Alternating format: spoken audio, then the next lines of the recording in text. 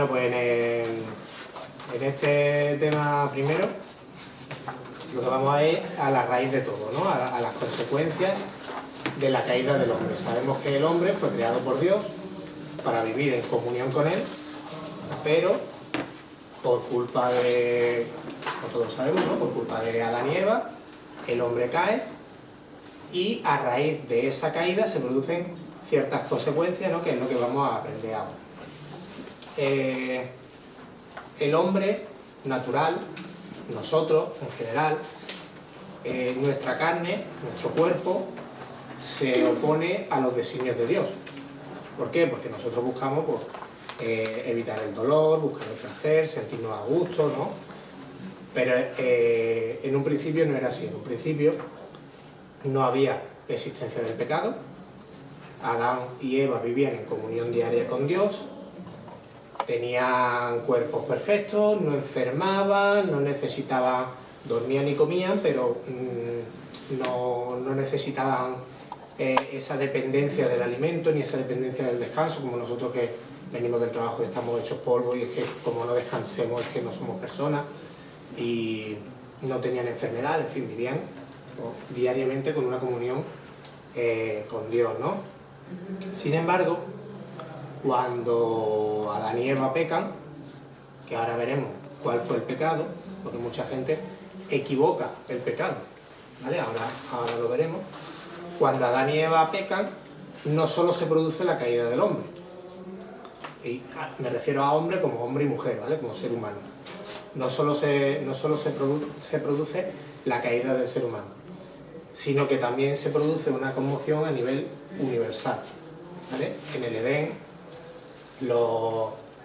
nadie se alimentaba de ningún ser vivo. Los animales, el hombre, Adán y Eva, todos se alimentaban de plantas. Cuando se produce la caída del ser humano, el pecado inunda todo a nivel universal. La tierra se corrompe, los animales se corrompen, el ser humano se corrompe, los animales empiezan a comerse uno a otro, en fin, hay una conmoción en todo el mundo, y Dios, a raíz de ese pecado, se tiene que alejar del hombre, porque donde está el pecado no puede estar Dios, ¿vale? Entonces, a partir de ahí, los hombres y las mujeres ya no nacen a imagen y semejanza de Dios, ¿vale? Sabemos que en Génesis dice que Dios creó al hombre a su imagen y semejanza. Sin embargo, a raíz de la caída de Adán, ya los hijos de Adán y Eva empiezan a nacer a la imagen y semejanza de Adán y Eva, no a la imagen y semejanza de Dios. Es decir, cargan con ese pecado que Adán y Eva cometieron, ¿vale? Y ¿cuál fue realmente el pecado que cometieron Adán y Eva? ¿Comer de la manzana? No, ¿verdad? La desobediencia. La desobediencia a Dios, ese fue el pecado. Mucha gente lo dice, hay que ver, sobre todo evidentemente personas no cristianas que no tienen mucha idea, ¿no? Dicen, hay que ver que por comer una manzana Dios castigó al hombre. No, por comer una manzana no. El pecado fue la desobediencia del hombre y la mujer hacia Dios. Dios dijo, podéis comer de todo, todas las cosas que hay en el Edén son vuestras, todas, menos esta. Y allí que fue el hombre y la mujer, allí fueron los dos, a eso que era lo único que no podían hacer, pues a eso fueron. Tenían todo el derecho del mundo sobre toda la creación. Sin embargo, lo único que Dios prohibió, pues ahí fue, ¿no? Entonces, el gran pecado no fue comerse una manzana, fue la desobediencia hacia Dios por querer ser iguales a Dios, ¿vale? Satanás engañó al hombre, bueno, engañó a la mujer primero y luego al hombre, diciéndole que si comían de ese fruto, conocerían y serían igual de poderosos. Entonces, el ser humano añoró ser igual a Dios. Ahí es donde está el gran pecado, ¿vale? Y al ser Dios infinito, esa ofensa que se le hace a Dios también es infinita. Por tanto, no existe ninguna forma humana de que el hombre pueda resarcirse de ese pecado cometido contra Dios, esa afrenta que se le hace a Dios, ¿no? Entonces, ahí es donde tenemos el gran problema del ser humano. ¿Cómo podemos reconciliarnos con Dios cuando no podemos resarcir la ofensa que le hemos hecho, ¿no? Pasamos, si queréis seguirme un poquito, ¿vale? Pasamos a la siguiente página. Sin embargo, Dios no creó al hombre para estar separado de él. Dios creó al hombre para estar con él, para que lo adore, para que esté junto a su gloria, para amarlo, ¿vale? Entonces, resulta que si el propósito de Dios es crear al hombre y a la mujer para que estén con él, pero ahora por causa del pecado no puede estar con él,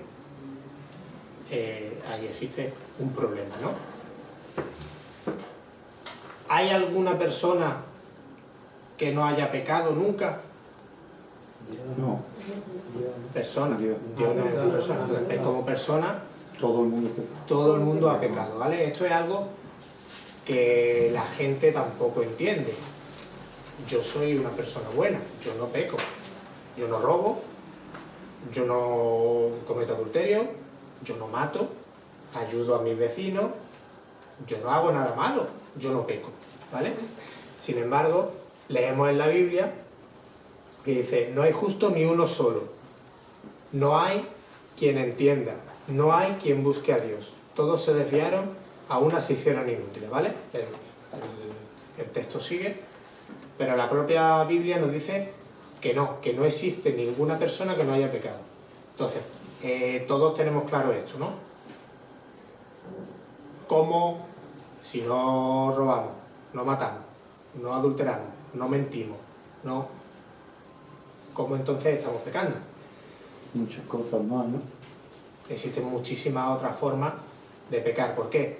Porque el pecado, la definición de pecado es la desobediencia a Dios.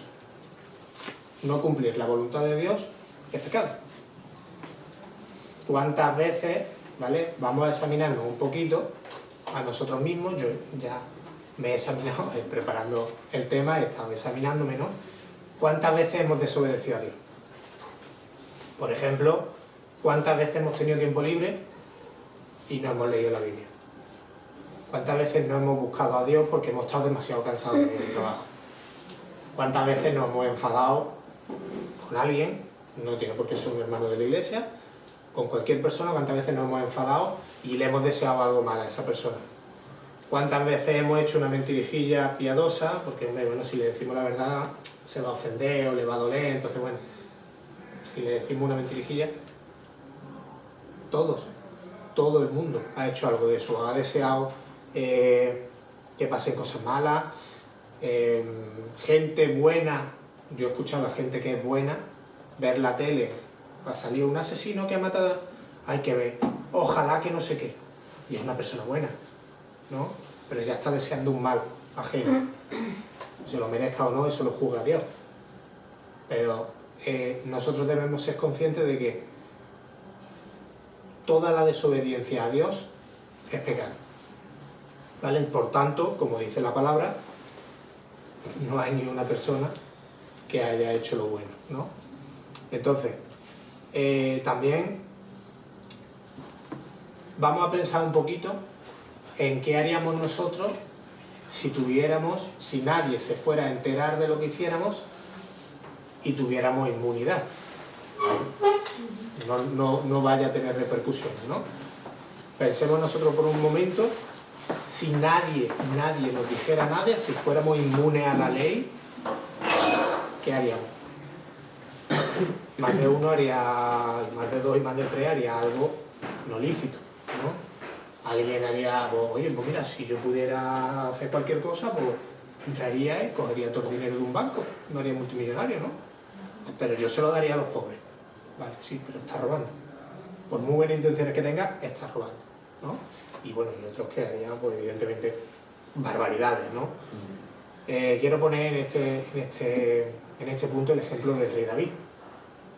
El rey David es ejemplo claro en la Biblia de un corazón sujeto a Dios, que ama a Dios, recto, firme, ¿no? Si leemos un poquito la vida de David nos damos cuenta de que David era prácticamente perfecto, ¿no? Y Dios habla de David como su amigo, ¿no? Como alguien que lo sigue, que hace su voluntad, que Dios está contento con él. Sin embargo, todos conocemos la historia de David y Betsabé, como él se enamoró de la mujer de otro, ¿vale? Brevemente, la explico brevemente, ¿vale? Para no irnos un poquito del tema. Él vio a una mujer, siendo ya rey, vio a una mujer, se enamoró de ella y se acostó con ella.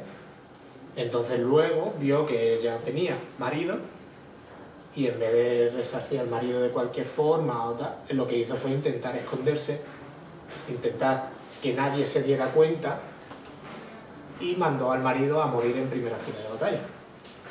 Su marido era un soldado de David, entonces él lo cogió y le dijo: tú vas a ir a primera línea de batalla. Y lo condenó a muerte, ¿no? Entonces vemos como, aun David siendo el elegido de Dios, el ungido de Dios, el ejemplo a seguir, hasta él se equivocó, ¿no? Y no es poca cosa lo que hizo, ¿no? Entonces, tenemos que tener claro que todos, por muy buen corazón que tengamos, por muy buenas personas que seamos, todos vamos a fallar. Todos hemos pensado en algún momento, todos hemos hecho en algún momento y todos hemos dejado de hacer en algún momento. ¿Cuántas veces hemos podido ayudar y no hemos ayudado? Tampoco. No todo tiene que ser malo. Simplemente por no hacer lo bueno también estamos pecando, ¿no? Entonces, el ser humano, hemos dicho que ya no nace a la imagen y semejanza de Dios, sino que nace a la imagen y semejanza de Adán y Eva. Yo os pregunto, ¿qué creéis? ¿Que el ser humano es bueno o es malo por naturaleza? Malo. ¿Tenéis algún indicio de ello? Mucho, ¿no? Hay gente muy buena que hace muy buena... Pero siempre hace algo más. Sí, pero siempre, claro. No somos perfectos, ¿no? Todos perfectos No somos perfectos, claro, es que tenemos que entender que nosotros podemos ser buenos, ¿no? Estamos siguiendo a Cristo, se nos presupone una bondad, pero no somos perfectos y nos equivocamos y fallamos, a veces por miedo, a veces por pereza, a veces por ira, ¿vale? Fallamos. Pero hay gente buena, ¿no? Que se equivoca, gente buena que se equivoca. ¿El ser humano es bueno o el ser humano es malo? Yo creo que nacemos con las dos naturalezas. Parece bonito hacer Hacemos con las dos naturalezas, con el pecado ya dentro de nosotros, ¿no? con la bondad también. Fijaros, exacto, con la capacidad de hacer el bien y con la capacidad de hacer el mal. Pero yo quiero que os fijéis en el colegio, niños pequeños, inocentes. No tienen maldad ninguna, ¿verdad? Sin embargo, hay muchos niños que hacen lo malo. Los niños se pelean, los niños se insultan, los niños se ríen de otros, se quitan el bocadillo, ¿eh?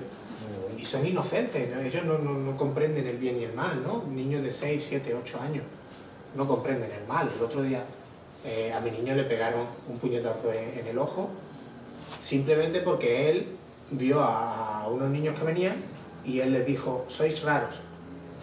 Y el niño, al que se lo dijo, se enfadó y le pegó un puñetazo en el ojo. Ni mi niño tenía intención de ofender, sin embargo ofendió, y probablemente el otro muchacho tampoco le dio una paliza, simplemente le pegó. Pues creería que estaría bien defenderse. Tampoco fue por maldad, ¿no? Pero vemos como incluso los niños que no tienen esa capacidad de discernir entre el bien y el mal, hacen el mal, ¿no? Entonces el ser humano nace con ese pecado y pecan. Pues los niños están pecando sin darse cuenta, ¿no? Así que bueno, dice la Biblia que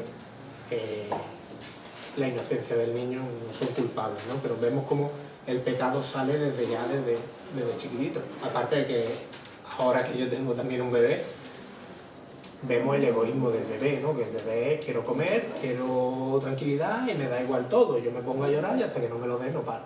Me dice: ay, mi mamá está cansada, no le voy a pedir comida porque hoy está cansada. Hoy me voy a quedar yo calladito. No. Llora porque tiene hambre y llora porque está cansado y llora por todas las cosas, ¿no? Entonces vemos como ahí el pecado de Adán y Eva nace en cada persona, ¿no? Pasamos a la siguiente.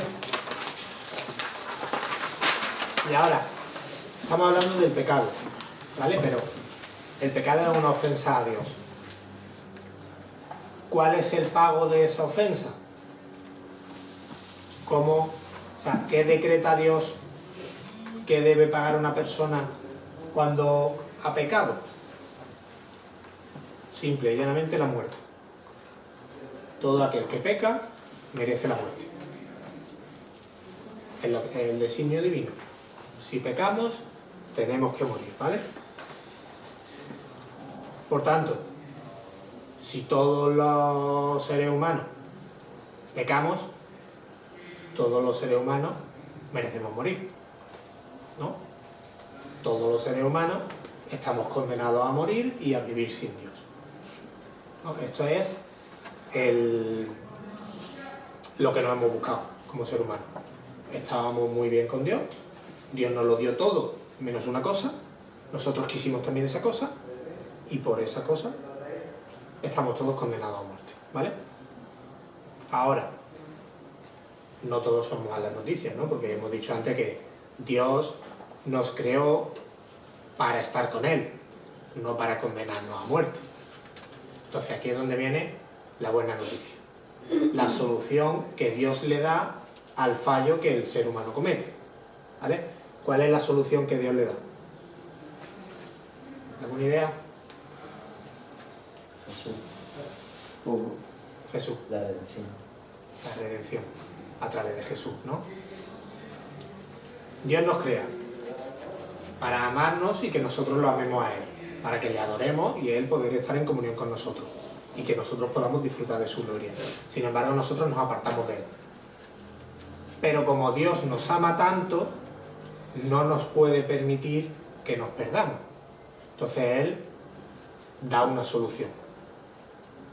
Pero como su voluntad es perfecta y su justicia es perfecta y sus designios son perfectos, si Él dice que el pecado conlleva la muerte, no puede abolir la muerte. No puede decir, bueno, pues ahora el pecado no va a ser la muerte, ¿no? Porque es que entonces me los cargo a todos, entonces no va a haber muerte. No. Su voluntad, su sabiduría es perfecta. El pago del pecado es la muerte. ¿Cuál es la solución? Que alguien muera. Dios nos ama, no quiere que muramos, busca a alguien para que muera por nosotros. ¿Quién es ese alguien? Jesucristo. ¿Vale? Que Jesucristo es el mismo, es Dios, ¿vale?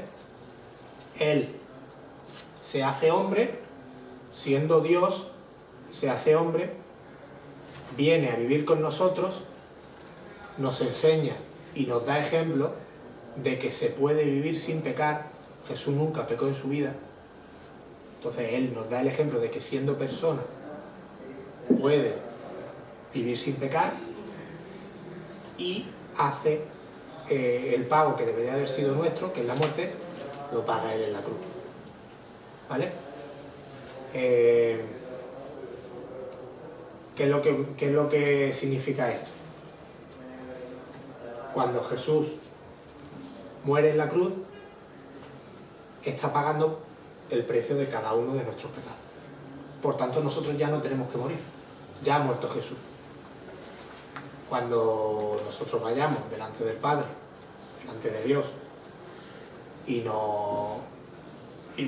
saque la lista de pecados que hemos cometido, nosotros tendríamos que morir.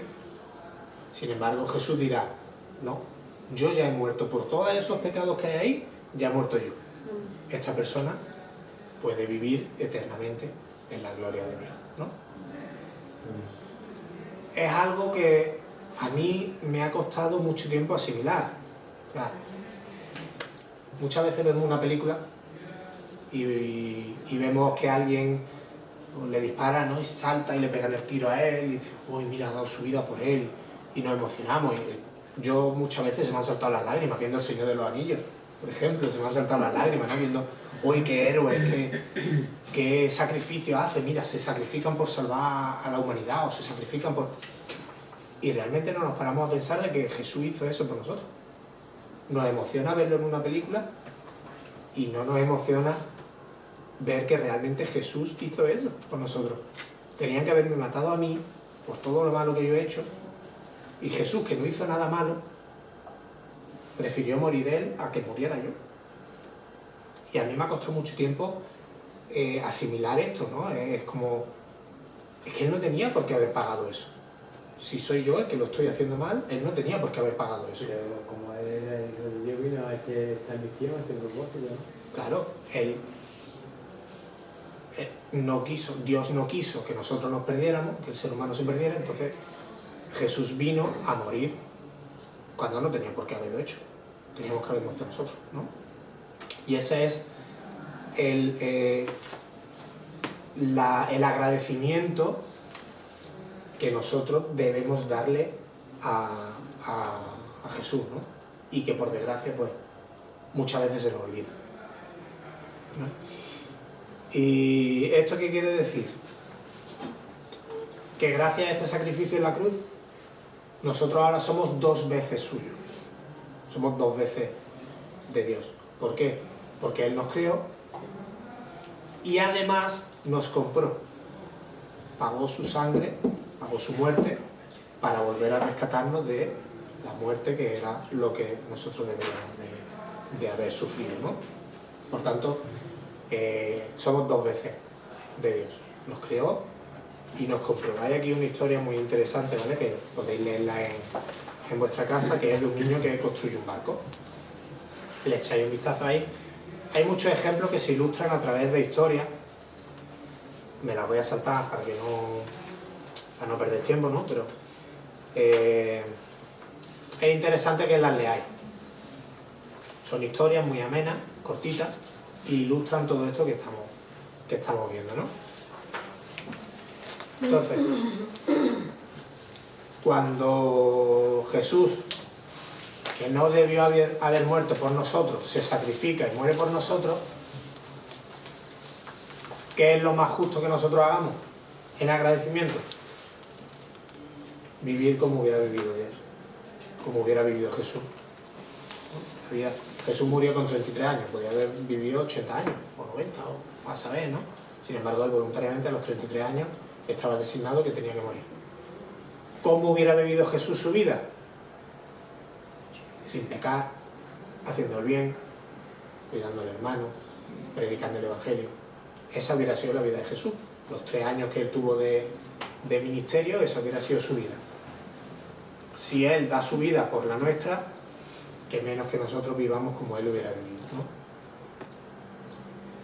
Para eso estamos aquí, aprendiendo. Estamos aprendiendo sobre cómo Jesús hubiera querido vivir. Por mucho que queramos nosotros, si nosotros queremos vivir como alguien, pero no sabemos cómo quiere vivir ese alguien, pues no podemos hacerlo, ¿no? Tenemos que informarnos primero y luego actuar. Eso es lo que estamos haciendo aquí. Informarnos, aprender acerca de Jesús y de Dios para poder vivir conforme a su voluntad. Yo creo que todos los que estamos aquí estamos de manera voluntaria, ¿no? Hemos decidido en algún momento de nuestra vida seguir a Cristo y ahora vamos a aprender cómo seguir a Cristo. Qué está bien, qué está mal, entender la voluntad de Jesús, entender la voluntad de Dios, entender el carácter, la personalidad, todo eso lo que iremos haciendo a través, pues, de esta asignatura y de las que vienen después, ¿no? Entonces, como agradecimiento a ese sacrificio que Jesús hizo por nosotros, nosotros debemos vivir como Jesús hubiera vivido, ¿vale? Y ya para terminar, he dicho que este tema es cortito, ¿vale?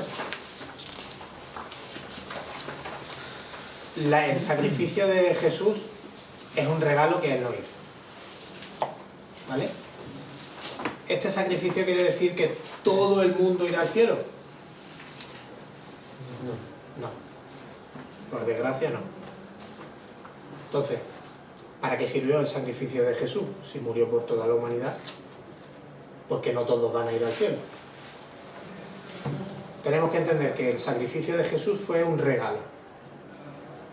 En nuestra mano está coger el regalo o no. mí me llegan en mi cumpleaños y me dan un regalo, yo tengo libertad para coger ese regalo y quedármelo, o decirle, no, esto no me gusta, te lo llevas a tu casa, ¿no? Jesús nos hace un regalo, paga el precio que nosotros debemos pagar. Ahora nosotros debemos aceptar ese regalo, que es lo que la gente no hace. ¿Cuándo no acepta ese regalo?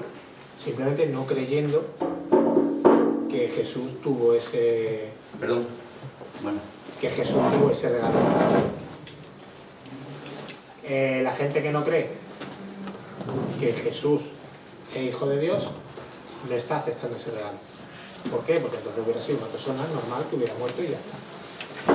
Sin embargo, Jesús, siendo Dios, murió para salvar la humanidad. Hay gente que piensa que existió, ¿no? Hay gente que piensa que ni siquiera existió.